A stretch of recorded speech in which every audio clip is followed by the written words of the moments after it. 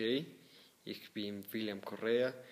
Ich bin ein Zivilingenieur-Student in der Universität de los Andes in Kolumbien.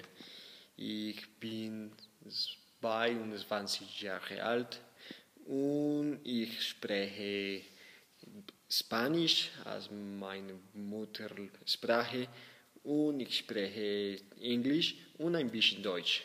Ja. Ich, äh, ich mag Musik. Ich war ein Klassikmusikstudent. Ich spiele die Violoncello für 8 Jahre, aber ich habe keine Zeit. Ja.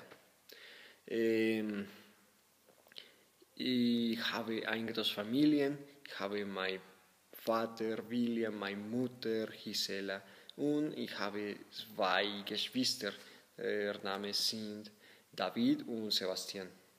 Ich habe einen Hund. Er ist 3 Monate alt. Der Name ist Hegel, als Friedrich Wilhelm Hegel. Sie ist ein Philosophie-Hund. Ja. Ich möchte Deutsch lernen, aber ich mag Deutsch Kultur und Deutsch Ingenieur. Ich möchte zu besuchen das Autobahn und alles Gebäude in Deutschland. Ja.